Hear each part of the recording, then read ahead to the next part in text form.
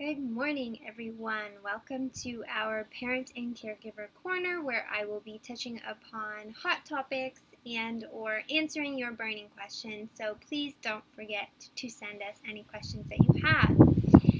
Today, we are shifting our focus onto behaviors. So the title may read sibling rivalry, but we're talking about cooperation more generally, whether it be between siblings, friends, classmates, cousins, or even two strangers at the park. So first, let's consider why fights or arguments happen between children. I'll be using kidshealth.org to guide my talk today, which is a resource created and reviewed by medical doctors. I am going to share 2 reasons that siblings fight. Number 1, they have evolving needs. Consider what we discussed last week. Our toddlers are still building the capacity to share, so they'll be territorial over their toys, right? But our school-age children have a better understanding of equality and fairness, so why would they fight with a younger sibling? Well, imagine I said that your child can have ice cream, but you can't because ice cream is for kids. It'll probably bug you a little bit, right? Older children might not understand why adults expect them to be understanding when a younger child doesn't share well. And then, of course, you have teenagers who are developing a sense of identity outside of the home and might feel, completely bogged down by the idea of playing with their younger siblings. So these evolving needs that children have create differences amongst ages and amongst different children.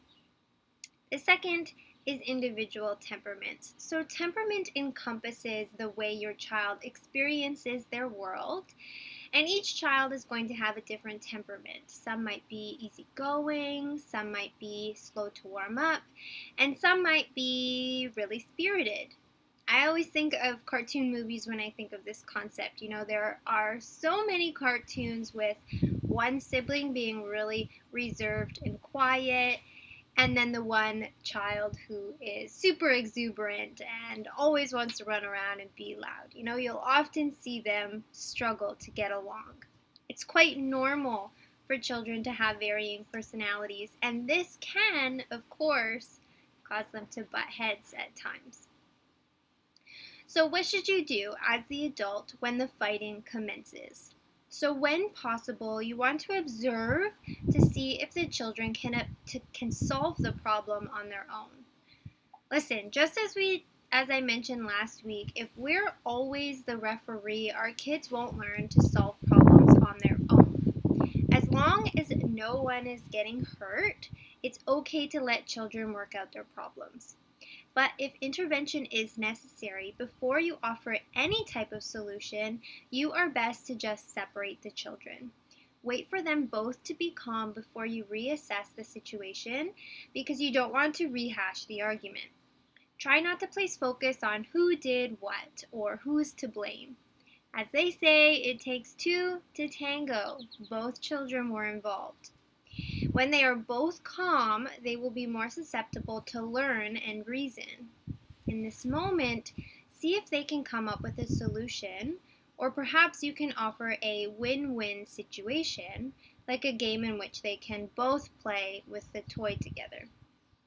Kidshealth.org goes on to offer advice for keeping your children from fighting. I'm going to attach this link if you're interested. But I'm going to share a few of the suggestions. So number 1, teach your kids that fair is not always equal. This is a tough pill to swallow for kids and adults alike, but starting this conversation with your children at home will help them immensely as they enter school. It is important to be open and honest about why things might not always seem fair. For example, educating your older children about why we have to be more patient with our younger siblings, or educating our children about different children's needs based on ability, health, or something else. This piece alone will help your children with patience, empathy, understanding, and humility. Number 2, share your focus. Be sure that you are giving your children one-on-one attention that is directed to their interests and needs. Remember, our children have different temperaments, so you have to honor that one child might need time to just sit quietly and read a book together, and your other child might need time to run around a playground together. Honor these differences and make time for each. Number 3, offer a schedule.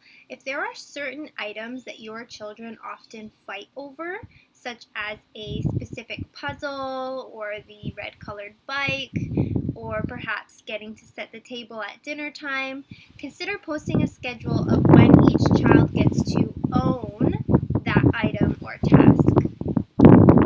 Kids need that structure and predictability, and you might find it incredibly helpful in these scenarios. To find out more about fighting or arguing between children, leave a comment below with your questions and I will address them in future weeks. Bye for now.